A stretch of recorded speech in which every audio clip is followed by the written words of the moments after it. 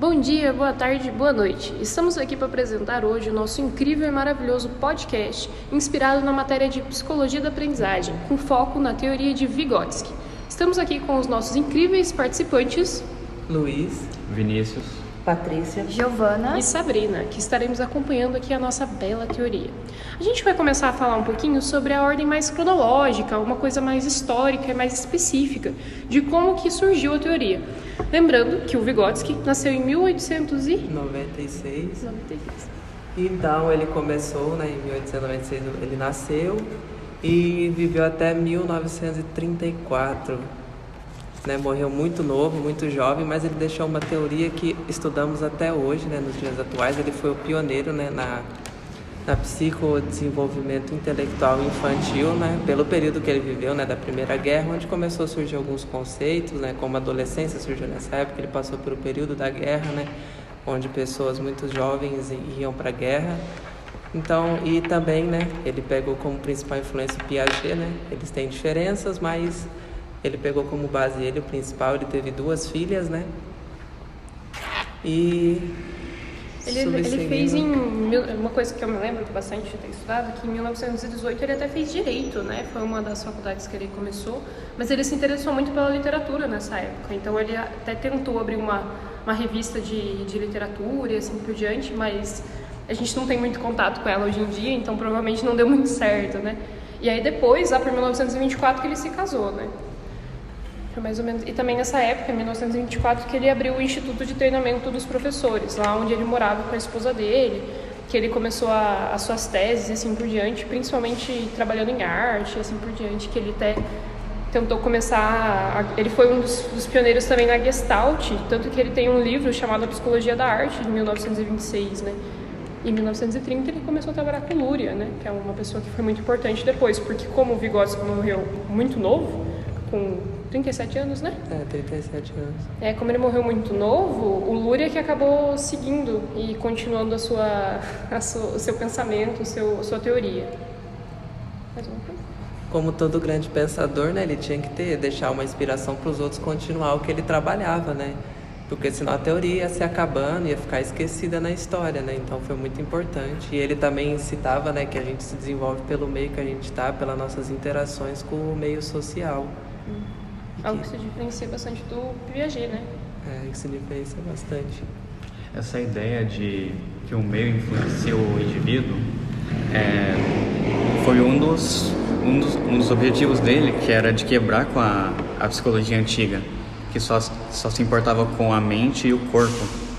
E essa ideia do materialismo histórico foi um ponto bem grande da teoria dele, da psicologia histórico-cultural, que ela utilizava da pedagogia também para poder assegurar que o desenvolvimento da pessoa era humanizado, que tinha uns pontos mais fortes, era a relação dela com a cultura e como os instrumentos da cultura são afetados pela pessoa, criados pela pessoa e afetam a pessoa.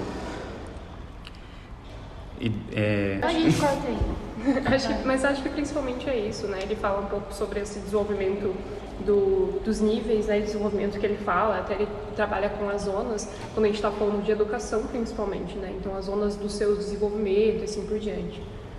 E como foi falado que com o apoio do Luria, não foi só Luria, Leontiev também, ele produziu mais de 180 trabalhos em quase 10 anos de estudo na psicologia.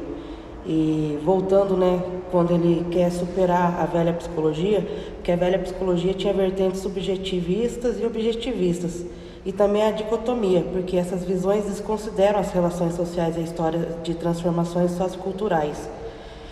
E ele queria apontar as relações sociais, a educação e a mediação com a cultura. E o método dele foi o materialista histórico dialético, e ele vê o homem como um ser social histórico que realiza ações sobre a natureza com o intuito de constituir-se na sua forma de ser, agir e suprir as necessidades pelo meio em que vive. E ele se tornou um cientista revolucionário. Ele buscou um saber psicológico em comunhão com as transformações históricas para ir além, né, dessas explicações reducionistas das aparências e fazer do homem um sujeito das transformações. Sim, com certeza, né? Até ele comenta muito sobre a diferença, né, entre o homem e o animal, com essa ideia de que o homem é um ser social, é um ser pensante, assim por diante. Ele fala da filogenese e a ontogenese, né? Que a filogenese é a ideia desse animal mesmo, uma coisa nada racional, sem um pensamento e nenhuma linguagem que diferencia e assim por diante. Enquanto a ontogenese é isso que a gente é, né? Que é essa ideia de a gente criou linguagem, a gente tem signos, a gente tem pensamentos e assim por diante. Que é o que diferencia a gente dos animais, né? Porque a gente só nasce com o instinto de comer, de sobrevivência, de se adaptar no ambiente para poder só existir nele, né? Aí, como a gente é um ser pensante, a gente consegue se superar nesse meio e consegue abranger, né? Graças ao pensamento, a gente se diferencia dos animais e consegue se estruturar no meio com mais facilidade. Sim. Porque ele diz que ao criar a cultura humana, nós criamos um conjunto de características e dessas qualidades humanas que são expressas pelas habilidades, capacidades e aptidões. E essas qualidades não são adquiridas sob a forma de herança genética, e sim por meio da cultura material e intelectual que é repassada de geração em geração. Sim, mas aí a gente tem que pensar numa coisa, né? Quando a gente pensa em cultura, a gente tem que pensar nas características que ela traz e também a sua forma de criar sentido e significado, né? Então, o Vygotsky, ele vai trabalhar muito com uma ideia de pensamento e linguagem. O que é isso, né? Como é que isso se forma? O pensamento e a linguagem, ele não é algo que se produz separadamente. Então, sempre que existe o pensamento, vai existir linguagem e vice-versa. Não tem como você dividir as duas. E ela é completamente determinada pelas características culturais e históricas. Ele trabalha muito com essa ideia social, né? Então, o desenvolvimento da criança, ela tem que existir a partir de uma cultura e de um pensamento, e de uma linguagem. Então, quando você cria a formação, quando você quer comentar, explicar, você tem que ter um sentido para aquilo que você está falando. E para você ter um sentido para aquilo que você está falando, você tem que ter um pensamento. Sim, porque a linguagem realiza a mediação com o outro e a relação da pessoa com ela mesma. No princípio, a função era de regulação e comunicação com o mundo externo, social, né? E, posteriormente, um regulador da própria ação do indivíduo. É uma ferramenta, né, desse diálogo interior que a pessoa mantém consigo mesma. Sim, e quando a gente fala de linguagem, a gente tem que lembrar de uma coisa: a gente não está falando apenas da fala, a gente também está falando sobre tudo que é os sinais, os balbúcios, a mesma fala, desenhos e assim por diante. Os símbolos que a gente cria na nossa cultura. Vou usar um símbolo muito fácil, muito simples, que é o semáforo. O semáforo é um signo que a gente cria culturalmente, porque o vermelho é parar pra gente, mas não foi algo que tipo tá escrito pare no semáforo. A gente sabe que a luz vermelha é pra gente parar o carro e a luz verde é pra gente passar. Também é um tipo de linguagem que transformou um símbolo, né? Então a gente culturalmente já aceitou isso. E isso é algo muito normal. Algo interessante quando a gente pensa nisso, que a gente está falando de algo que parece muito fora, né, da linha. Mas se você vai pensar na linguagem do pensamento, a gente está aqui falando esses tempos atrás sobre outras línguas. A palavra saudade. A palavra saudade para a gente já refere-se a um pensamento, a uma emoção, a algo ali que já traz um significado, um símbolo e assim por diante. Agora, se outra língua, outra pessoa estrangeira escuta a palavra saudade, ela primeiro que não vai saber o que é, né, porque ela não entende. Segundo, que mesmo na língua dela, não necessariamente vai ter essa palavra. Não tem algo que simbolize a mesma coisa. Então, o pensamento dela não vai ser visto pela saudade, não vai ter essa emoção, porque não existe uma linguagem para isso. Então, você tem essa diferenciação dos dois. É isso. E aí, a linguagem, a gente tem que lembrar de duas coisas também. Existem duas fases, entre aspas, aqui, que é a pré-intelectual e a intelectual completa. Onde a linguagem pré-intelectual, que normalmente são de crianças, bebês e assim por diante, ela não possui símbolo, ela não possui significado. Então, essa linguagem dos bebês, assim por diante, que a gente está falando do balbuciar, do chorar, etc., não é intelectual completa, porque a criança ela vai, de certa forma, se aliviar a partir da comunicação. Então a linguagem ela vai possibilitar esse alívio das emoções, etc. E também para ela conseguir alimento, informar que está com raiva, que está com dor, que está com medo e assim por diante. Mas ela não necessariamente criou um símbolo para aquilo, ela não necessariamente criou um significado. Por isso ela é pré-intelectual. E a criança, sendo um ser histórico-cultural, desde muito pequena, ela é capaz de estabelecer relações com o mundo que a cerca. Ela aprende a explorar os espaços e objetos, aprende de modo a desenvolver-se como ser humano. E quando se avalia esse desenvolvimento infantil, é preciso levar em conta o processo de maturação. A criança, com a ajuda do mediador, ela consegue concretizar por meio de pistas, demonstrações, perguntas, guias, presentes, que aí vai ser a zona proximal.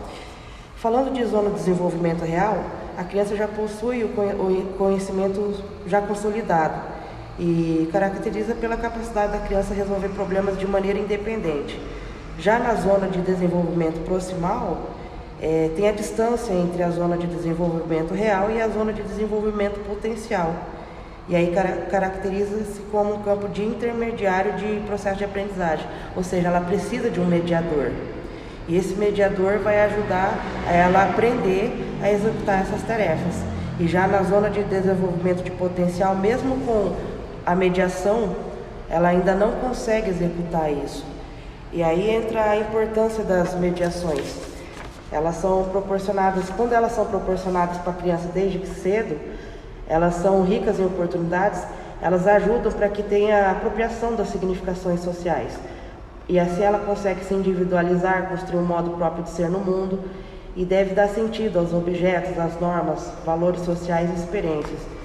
E o Vygotsky ele fala muito sobre o ensino e a educação, esse papel fundamental que tem para constituir formas universais de desenvolvimento psíquico e que vai variar de acordo com determinados históricos. E na educação ele prioriza muito que a criança, quando ela tem dificuldade, dependendo de cada aluno, ele precisa de um aporte individual, voltado para as necessidades de determinada criança. É um ensino assim, singular para cada um. É que eu acho que essa ideia também que a gente está falando bastante, da criação do significado da criança. Então, para você ter um ensino completo, a criança tem que entender, de certa forma, aquilo que você está falando. Aí a gente vai lembrar daquelas aulinhas sobre Paulo Freire, onde ele explica que para você ter um ensino completo, um ensino que realmente vai ser importante para aquela pessoa, a pessoa tem que ter um significado já sobre aquilo. Então, quando ele foi ensinar os adultos a ser alfabetizados e ele explica como que se escreve enxada, é porque a maioria deles trabalha com enxadas. Então, para eles, a enxada já tem um símbolo e um significado. Então, é assim que você cria essa educação, a partir de algo que a criança já tem, um signo que a criança já tem. Você vai explicar a partir disso. Então, você não sai do nada, você não sai de um papel em branco, de uma tábula rasa. Você vai sair de algo que já existe, E a gente tem que lembrar outra coisa, que o Vygotsky, como a gente já falou várias vezes, ele trabalha muito com o meio social. Diferente do Piaget, diferente não, mas próximo do Piaget, mas o Piaget ele vê uma ideia mais de uma coisa mais biológica, de um sujeito mais físico, assim por diante. Por fim, a diferença do Piaget e do Vygotsky, uma as poucas diferenças que eles têm, o Piaget vê o conhecimento que como um processo de interação entre o sujeito e o meio físico. E o Vygotsky, o Piaget ele vê o conhecimento como um processo de interação entre sujeito e meio físico. O Vygotsky, o conhecimento para ele é um processo de interação entre o sujeito e o meio social e cultural. Como a Sabrina falou, o ser humano para o Piaget é um indivíduo biológico e para o Vygotsky é um ser humano.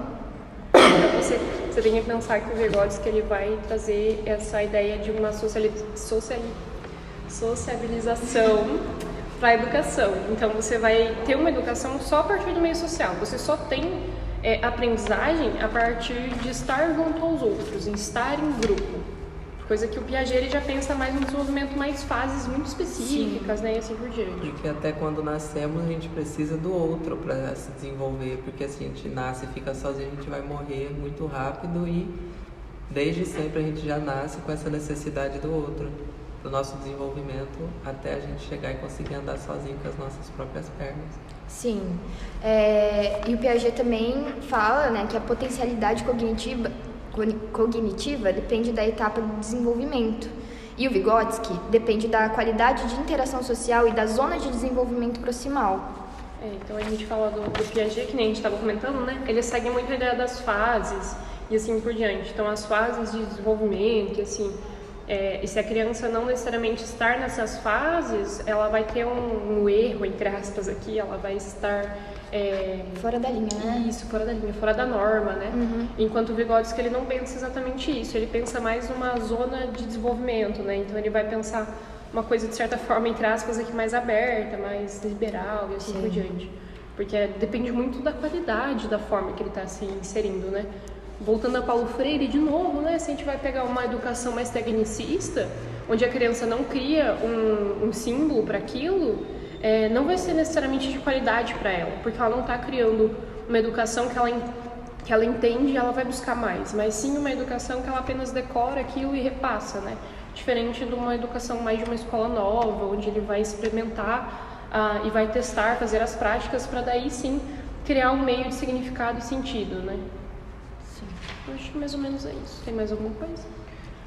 Sim, porque o Vygotsky acreditava que o homem, em processo de humanização e culturalização, ele pode encontrar nas relações com o outro, na educação escolar, as mediações e instrumentalizações necessárias e fundamentais para o desenvolvimento das funções psicológicas superiores, que, estruturadas em sistemas funcionais, organizam a vida do indivíduo nas suas relações com o meio. E essa relação de aprendizagem, a criança tem um mundo de objetos externos, como estranhos. Aí, à medida que se aproxima desse mundo, ela entra em contato com o modo funcional, já não é mais estranho, e aí passam a ser as ferramentas. E é com tudo isso que ela desenvolve esses processos psicológicos superiores. E ela vai ter... Aí, quando ela transforma e desenvolve suas funções psíquicas superiores, tem a aquisição da linguagem, o surgimento da memória, da criatividade, imaginação, desenvolvimento de emoções e a formação de novos tipos de comportamentos sociais, que vai fazer com que ela se adapte melhor no mundo e consiga cumprir com os papéis sociais que, né, vão ser esperados na sociedade. E tudo isso é por conta da característica da cultura, né? Então, se você culturalmente, digamos aqui, culturalmente o professor é sempre o superior, é sempre o que detém todos os saberes, culturalmente a criança não vai agredir o professor ou vai xingar o professor na sala ou humilhar ele assim por diante, porque ela foi ensinada a isso, ensinada que o professor é sempre o superior, por exemplo, né? E aqui a gente vê as diversas culturas e as diversas características de cada uma, né? Então é normal e é tudo social no fim das contas. Mas o professor, sendo como mediador, ele tem que propiciar essa formação, provocando nos alunos a necessidade de apropriação permanente de novos conhecimentos, e não limitando. E ele fala muito a respeito disso, da escola formal, que era os processos formais, e aí o novo pensamento que é progressista. É uma escola mais flexível. A gente tem o documentário, né? Eu espero que eu lembre o nome dele, da educação proibida, se eu não me engano, que foi repassado pra gente, que ele fala bastante sobre isso, né? Sobre uma educação, de certa forma, limitadora em alguns pontos, onde você só tem um limite de forma de se expressar, de libertação. Você chega a um ponto onde você não pode ir além daquilo. Tanto que eu lembro dos alunos querer apresentar uma redação sobre a educação que proíbe e assim por diante, e os professores não deixarem, mas por conta da crítica e assim por diante que tinha, e os alunos queriam fazer isso e levar para uma parte mais libertadora. Então, a educação, ao mesmo tempo que ela pode modificar e libertar, ela também pode prender, né? É isso. Então, é isso que foi o nosso trabalho. Espero que vocês tenham ouvido e concordado com algumas coisas, ou também não concordado, tá tudo bem. Eu só quero lembrar vocês que, querendo ou não, a gente é apenas alunos ainda, então a gente não detém todo o saber. Se a gente falou algo de errado, tá tudo bem. E podem corrigir a gente, tá tudo certo. E é isso, muito obrigada por ter estado aqui nos ouvindo e eu agradeço a todos que fizeram parte também. É isso aí.